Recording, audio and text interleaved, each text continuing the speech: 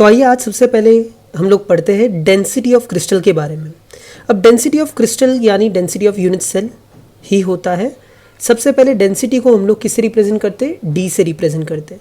अब आपने normal definition तो ज़रूर पढ़ा होगा, डेंसिटी क्या होता है? Mass by volume. तो चलिए देखते हैं कैसे फाइंड करते हैं। डेंसिटी ऑफ यूनिट सेल को मैं क्या लिख सकता हूँ? Mass by volume. आपने ऑलरेडी डेफिनेशन पढ़ा है ना। तो डेंसिटी यानी मास बाय वॉल्यूम होता है, तो इसको मैं लिख लेता हूँ मास बाय वॉल्यूम, राइट। अब मास किसका? यूनिट सेल का, तो मास ऑफ यूनिट सेल, है ना। और वॉल्यूम भी किसका? वॉल्यूम भी यूनिट सेल का, तो वॉल्यूम ऑफ यूनिट सेल। तो फॉर्मूला तो बन गया, लेकिन इसको इतना सिंपल तो क्वेश्चन नहीं पूछेंगे, इसको हम लोग को ड्राइव करने पड़ेगा एक डिफरेंट फॉर्मूला में। तो बात करते हैं मास ऑफ यूनिट सेल कैसे फाइंड करते हैं। अब देखो, हम लोग को ऑलरेडी पता है कि N A number of particle यानी एवोगाड्रो नंबर, पता है ना कितने में होता है? 1 mole, that is equals to what? Molar mass. तो N A number of particle का मास इक्वल्स टू क्या होगा? एम, यानी मोलर मास m ग्राम होगा। N A number of particles का मास मान लो m ग्राम है, तो एक पार्टिकल का मास मेरा क्या होगा? अगर एन ए पार्टिकल का m है तो एक पार्टिकल का कितना होगा? Cross multiply 1 into M by N A, यानी m by N A gram होगा। क्रॉस मल्टीप्लाई कर देना, सिंपल है ना। अब आपको पता है कि एक यूनिट सेल में कितने नंबर ऑफ एटम्स होते हैं? कितने नंबर ऑफ एटम्स होते हैं? z, ऑलरेडी पढ़ा आपने, z नंबर ऑफ एटम्स होते हैं। तो z नंबर ऑफ पार्टिकल्स का मास कितना होगा ये मुझे पता करना है। तो क्रॉस मल्टीप्लाई कर दो वापस से, तो z into M by N A, right, gram हो जाएगा ये। तो ये मिल गया मास ऑफ यूनिट सेल। अब आपने फॉर्मूला में पुट कर देना है इस चीज को। तो density equals to mass of unit cell by volume of unit cell. तो D इक्वल्स टू, मैं क्या लिख सकता हूँ? मास ऑफ यूनिट सेल क्या है? Z into M by N A है। D इज इक्वल्स टू, और वॉल्यूम ऑफ यूनिट सेल क्या होता है? A cube. वॉल्यूम क्या होता है? क्यूब ना, क्यूब का वॉल्यूम A क्यूब होता है। तो फॉर्मूला आपका बन जाएगा D is equals to Z into M by N A upon A cube. इसको हम लोग सिंप्लीफाई करके लिख सकते हैं D is equals to Z into M by N A into A cube. तो ये जो फॉर्मूला बना, this is what? Density of unit cell और डेंसिटी ऑफ लैटिस। इस पे हम लोग न्यूमेरिकल सॉल्व करेंगे। तो अब बात करते हैं हम लोग एक न्यू टॉपिक के बारे में, that is coordination number. Numericals में आगे सॉल्व करा होगा, अभी बात कर लेते हैं कोऑर्डिनेशन नंबर के बारे में। तो कोऑर्डिनेशन नंबर एक्चुअली में होता क्या है? तो कोऑर्डिनेशन नंबर क्या होता है कि किसी भी लैटिस में एक एटम के नियरेस्ट कॉन्टैक्ट में कितने नंबर ऑफ एटम्स है, that is number of nearest neighbouring atoms in a lattice. क्या हो गया? Number of the nearest neighbouring atoms in a lattice. जैसे अगर मैं किसी बेंच पे बैठा हूँ, बीच में मेरे आजू बाजू 2 बच्चे बैठे हैं, तो मेरा नंबर कोऑर्डिनेशन नंबर हो जाएगा 2, मतलब मेरे नेबर्स 2 है। जितने कांटेक्ट में एटम्स होते हैं किसी एक एटम के लैटिस के अंदर, वो उसका कोऑर्डिनेशन नंबर होता है। अब आपको ये 3 डायमेंशन में तो समझ में आ जाएगा, लेकिन अभी फिलहाल के लिए आपको एक चीज़ याद रखनी है, दैट इज सिंपल क्यूबिक का कोऑर्डिनेशन नंबर जो होता है ना। अभी आपको मैं 3 चीज़ें बताऊंगा, ये आपको याद कर लेनी है। सिंपल क्यूबिक का जो होता है वो कोऑर्डिनेशन नंबर 6 होता है। BCC यानी body centred cubic unit cell का अगर आप देखोगे तो इट कम्स अराउंड 8 ही आता है। और FCC यानी फेस सेंटर्ड क्यूबिक का आता है 12। तो आपको ये 3 वैल्यूज आपको याद रखनी है। अब आप बोलोगे ये आया कहाँ से? आप इसको 3D में इमेजिन करोगे तो आपको ये समझ में आएगा। तो 3D इमेजेस में नेक्स्ट आगे पढ़ाने वाला हूँ, तो उसमें हम लोग 3D एनिमेशंस को देखेंगे और देखते हैं ये कैसे हम लोग फाइंड किए हैं कोऑर्डिनेशन नंबर। अभी फिलहाल मतलब समझ लीजिए कोऑर्डिनेशन नंबर क्या होता है।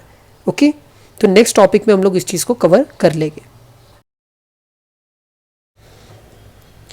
तो आइए अब बात करते हैं नेक्स्ट टॉपिक के बारे में, that is closed pack structure. ये 3 चीज़ों में पढ़ने वाले हो, 1D, 2D और 3D में। 1 डायमेंशन, 2 डायमेंशन और 3 डायमेंशन में हम लोग इस चीज़ को पढ़ने वाले हैं, मतलब एटम्स कैसे पैक्ड होते हैं किसी भी सॉलिड में। तो सबसे पहले हम लोग देखते हैं क्लोज्ड पैकिंग इन 1D यानी 1 डायमेंशन में कैसे पैक कर सकते हैं। देखो, हम लोग सारे पॉसिबल तरीके बताएंगे कैसे पैक कर सकते हैं। अगर मैं 1 डायमेंशन की बात करूं तो there is only one way in which the atoms can be packed और अरेंज्ड। अरेंजमेंट सिर्फ एक ही पॉसिबल वे है। कैसे? जैसे अगर मेरा ये कोई एटम है तो 1 डायमेंशन, बट ऑब्वियस होगा एक ही डायमेंशन में होगा, एक ही लाइन में होगा, तो इस तरीके से ही अरेंज कर सकता हूँ, राइट। इसके अलावा कोई और तरीका है कि एक ही डायरेक्शन में एटम्स को अरेंज करें? नहीं। अब देखो, अगर ये एटम है तो इसके नेबर कितने? 2 है, तो इसका कोऑर्डिनेशन नंबर क्या हो गया? 2 हो गया। कोऑर्डिनेशन नंबर क्या हो गया? 2। मैंने अभी भी कहा था आपसे, coordination number is the nearest neighbouring atoms. तो 1 डायमेंशन में कोऑर्डिनेशन नंबर कितना होता है? 2 होता है, राइट। तो बहुत ही सिंपल है 1 डायमेंशन के लिए। अब बात करते हैं क्लोज्ड पैकिंग इन 2 डायमेंशन। अब 2 डायमेंशन में हम लोग एटम्स को कैसे अरेंज कर सकते ये बात करने वाला हूँ। अब देखो जब मैं बात कर रहा हूँ 2 डायमेंशन की, तो 2 डायमेंशन में देयर आर 2 वेज। 2 डायमेंशन में यहाँ पे 2 तरीके होते हैं जिस तरीके से मैं एटम्स को अरेंज कर सकता हूँ। अब देखते हैं कि कौन कौन से तरीके हैं। अब देखो सबसे पहला तरीका, पहले तो आपको क्या करना है कि मुझे 1 डायमेंशन का एक लेयर ले लो। 1 डायमेंशन का, अभी आपको पता है 2 डायमेंशन मतलब 2 डायमेंशन हो गए, उसके 2 एक्सेस हो गए। अब मान लो ये एक लेयर है 1 डायमेंशन का। अब ऐसे ही लेयर एग्जैक्टली मैं अगर एक दूसरे के ऊपर रखते जाऊँ, है ना, देखो ये एक लेयर, उसके ऊपर एक लेयर, है ना, ऐसे एक दूसरे से एग्जैक्टली अलाइंड है। मतलब ये जो लेयर है, ऊपर वाला लेयर, नीचे वाला लेयर और नीचे वाला लेयर, ये सारे एक दूसरे से एग्जैक्टली अलाइंड है, एकदम अरेंजमेंट में है। तो ये क्या बन गया, ये 2 डायमेंशन अरेंजमेंट बन गया, है ना, मतलब 1D से 2D बना। अगर ये एक लेयर को मैं ए बोलता हूँ तो सारे लेयर एक जैसे ही है, तो सबको क्या बोलेगा, ए। तो ये अरेंजमेंट को हम लोग ए टाइप अरेंजमेंट बोलते हैं। क्या बोलते हैं, ए टाइप अरेंजमेंट। अब मान लो ये कोई एटम मैंने हाईलाइट कर लिया, ये कितने के कॉन्टेक्ट में, देखो 1 2 3 और 4, ये चारों सेंटर को अगर मैं जोड़ दूँ, अगर आप इन चारों को जोड़ दो, है ना, जोड़ देते हैं, तो आपको क्या मिल रहा है, स्क्वायर मिल रहा है। तो इस पैकिंग को हम लोग स्क्वायर क्लोज पैकिंग बोलते हैं। क्या बोलते हैं, स्क्वायर क्लोज पैकिंग। सिंपल है। अब आपने देखा कि यहाँ पे एक एटम 4 के कांटेक्ट में है, यानी कोऑर्डिनेशन नंबर कितना हो जाएगा आपका, coordination number will come to 4। तो ये पहला तरीका हो गया 2 डायमेंशन में एटम्स को पैक करने का। अब आप सोचो कि दूसरा और एक तरीके से कैसे प्लेस कर सकता हूँ। देखो सिंपल है, बहुत सिंपल है। आप फिर से 1 डायमेंशन का एक लेयर ले लीजिए, 1 डायमेंशन का एक लेयर ले लो, ठीक है, ये ले लिया मैंने। अब आपको पता है कि इसके पास ये कैविटी है, ये देखो ये जो कैविटी दिख रही है 2 एटम्स के बीच, इसमें दूसरा लेयर प्लेस करूँ, राइट, मतलब मैक्सिमम एरिया कवर होना चाहिए इस तरीके से। ये अब ये उसके ऊपर और एक लेयर कैविटीज़ के अंदर ही होना चाहिए, 3rd लेयर भी। अब आप यहाँ पे ध्यान से देखो तो इस तरीके से अरेंजमेंट बनते जाएगा, एक दूसरे कैविटीज़ में एटम्स को अरेंज करते जाओ। ये और एक तरीका हो गया, अगर ये लेयर ए है तो ये सेकंड वाला क्या होगा, बी, 3rd और 1st वाला सेम है तो ए, और ये 4th और 2nd वाला सेम है तो ये बी। तो इस अरेंजमेंट को क्या बोलेंगे, ए बी टाइप अरेंजमेंट। तो दूसरा तरीके से हम लोग ने एटम्स को अरेंज कर दिया। अब यहाँ पे कोई एक एटम को मैं हाईलाइट कर लेता हूँ, ठीक है। अब ये कितने के कॉन्टेक्ट में, देखो सेंटर जोड़ देते हैं, 1 2 3 4 5 और 6 के कॉन्टेक्ट। और 6 एटम्स को जब जोड़ रहे तो आपको क्या मिल रहा है, हेक्सागोन मिल रहा है, इसलिए इसको हेक्सागोनल क्लोज पैकिंग बोलते हैं। क्या बोलते हैं, hexagonal close packing. Coordination number क्या हो गया इसका, 6 कोऑर्डिनेशन नंबर हो गया। अब पढ़ते हैं 3 डायमेंशन पैकिंग। आपको क्या करना है, एक 2 डायमेंशन लेयर का स्क्वायर क्लोज पैक लेयर जो आपने अभी भी पढ़ा वो लेना है। ऐसे स्क्वायर क्लोज पैक लेयर एक दूसरे के ऊपर प्लेस कर देना है और आपका ये बन जाएगा 3D इमेज। इसका सबसे छोटा यूनिट जो होता है, it is nothing but what, simple unit cell. तो ये आपको याद रखना है, सिंपल यूनिट सेल इसका सबसे छोटा यूनिट होता है। सेकेंड तरीका है इनको प्लेस करने का, आपको क्या करना है, हेक्सागोनल क्लोज पैक लेयर लेना है 2 डायमेंशन का। अब आप देख सकते हो इनके ऊपर जो है, इनके ऊपर ट्राइंगुलर वॉइड्स क्रिएटेड है। आप अगर ध्यान से देखोगे तो रेड स्फीयर से मैंने इनके इंडिकेट किया है, इनके ऊपर ट्राइंगुलर वॉइड्स है। आपको सेकेंड लेयर इसके ऊपर प्लेस करना है। आपको सेकेंड लेयर इस तरीके से प्लेस करना है कि वो एग्जैक्टली ट्राइंगुलर वॉइड्स को कवर करे, है ना। तो आप जब सेकेंड लेयर को प्लेस करोगे इस फर्स्ट रेड लेयर के ऊपर, लेयर 1 मतलब मैं लेयर जो है फर्स्ट लेयर ए है, अब जब प्लेस करोगे तो वो ब्लू कलर का है।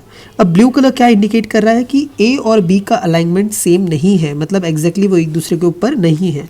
तो रेड स्पीयर्स के पास पहले क्या था, ट्राइंगुलर वॉइड्स थे, उन्हीं ट्राइंगुलर वॉइड्स पे बी हम लोग ने प्लेस कर दिया तो इन वॉइड्स का शेप चेंज हो जाएगा, यानी ये जो रीजन इसका शेप चेंज हो जाएगा। ये जो आपको दिख रहा है ट्रांसपेरेंट करके, ये जो आपको टी लिखा हुआ दिखेगा यहाँ पे, है ना, आपको जो टी लिखा हुआ दिख रहा है ये टेट्राहेड्रल वॉइड्स इंडिकेट कर रहे हैं, और ये जो ओ लिखा हुआ नजर आए ये ऑक्टाहेड्रल वॉइड्स इंडिकेट कर रहे हैं। चलिए समझते हैं टेट्राहेड्रल वॉइड और ऑक्टाहेड्रल वॉइड क्या होता है। वॉइड का मतलब खाली स्पेस, है ना, एटम स्फीयर है तो उनके बीच में कुछ तो स्पेस होगा खाली, वो खाली स्पेस का शेप के हिसाब से उसका नाम दिया गया ऑक्टाहेड्रल और टेट्राहेड्रल। चलो सबसे पहले समझते हैं टेट्राहेड्रल। इस तरीके का जब भी अरेंजमेंट होता है, 3 एटम्स के ऊपर एक एटम, है ना, ट्राइंगुलर वॉइड पे एग्जैक्टली एटम, तो वो टेट्राहेड्रल वॉइड बनाते हैं। इनको दूर कर दोगे और इनको अगर सब ज्वाइन कर दोगे, आप सब पॉइंट्स को ज्वाइन कर दोगे तो ये टेट्राहेड्रल का शेप लेंगे। यानी मैं इस वॉइड को, ये जो खाली स्पेस है, 3 एटम्स के ऊपर एक एटम जब होता है तो वो टेट्राहेड्रल वॉइड बनाता है, राइट। ऐसे टाइप के वॉइड्स को टेट्राहेड्रल वॉइड बोलते हैं। और जहाँ पे कहीं पे इस तरीके का अरेंजमेंट आ रहा है, मतलब इस तरीके से 3 नीचे और 3 एग्जैक्टली ऊपर, है ना। ट्रायंगुलर वॉइड्स को अगर दूर कर दोगे तो आपको कुछ इस तरीके का वॉइड नज़र आएगा। इसको हम लोग ऑक्टाहेड्रल, क्योंकि 8 फेजेस है इसके, आप ध्यान से गिनिए, ऊपर 4 और नीचे 4, इसको बोलते हैं ऑक्टाहेड्रल वॉइड। अब हम लोग प्लेस करते हैं थर्ड लेयर। अब थर्ड लेयर आप इन्हीं ट्रायंगुलर वॉइड्स पे प्लेस करोगे जो इसके ऊपर क्रिएटेड है। आप जब थर्ड लेयर को प्लेस करने जाओगे तो ये वापस से आपको रेड कलर का नज़र आ रहा है, यानी फर्स्ट और थर्ड लेयर का अलाइनमेंट सेम है, मतलब ए, बी और सी, इस तरीके से ये अरेंजमेंट आ रहा है। पहला लेयर ए था रेड, फिर बी और फिर वापस से ए, वापस से हम लोगों ने नया लेयर प्लेस किया तो वो सेकेंड से अलाइंड है, यानी वापस से ब्लू आया, राइट।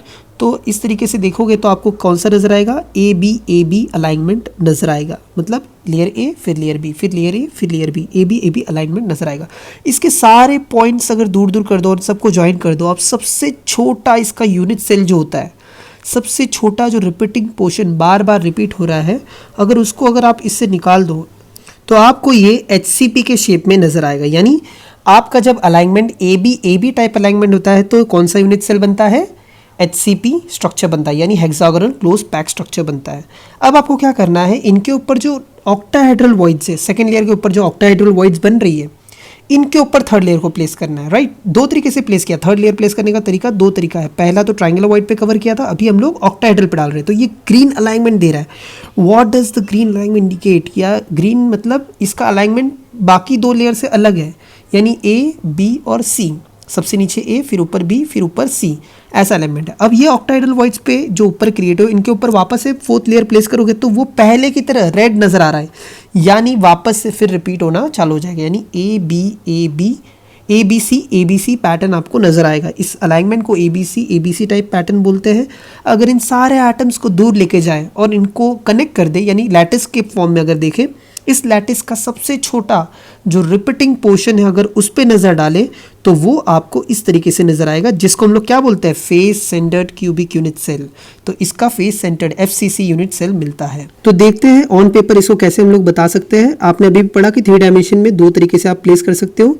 पहले तो हम लोग ने लिया था 2 dimensional square close pack layer, एक स्क्वायर क्लोज पैक लेयर लिया, उसके ऊपर exactly square close pack layer में रखते चला गया, है ना, इस तरीके से रखते चला गया। तो ये मैं एटम्स नहीं बना रहा हूँ क्योंकि ये पॉसिबल नहीं है बनाना। इसको हम लोग क्या बोलते थे, ए टाइप अलाइनमेंट। अभी भी आपने जो पढ़ा वही मैं वापस से बता रहा हूँ ऑन पेपर। ये 3D में आप देख सकते हो प्रीवियसली।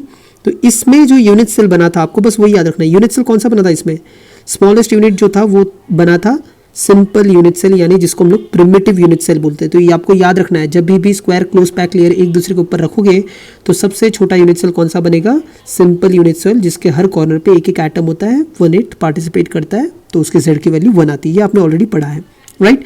अब सेकेंड तरीका जो है 3 डायमेंशन क्लोज पैक लेयर के लिए, वो है फ्रॉम HCP से हम लोग बना सकते हैं। हेक्सागोनल क्लोज पैक लेयर लेना है हम लोग को। हेक्सागोनल क्लोज पैक लेयर आपने पढ़ा है, अभी पढ़ा था, क्या था कि कैविटीज़ में हम लोग प्लेस करते हैं तो आपको वो हेक्सागोनल क्लोज पैक लेयर मिलता है। तो 3 dimension close packing from 2 dimensional hexagonal close pack layer, right. तो इस चीज़ को देखते हैं, इसमें 2 तरीके हैं।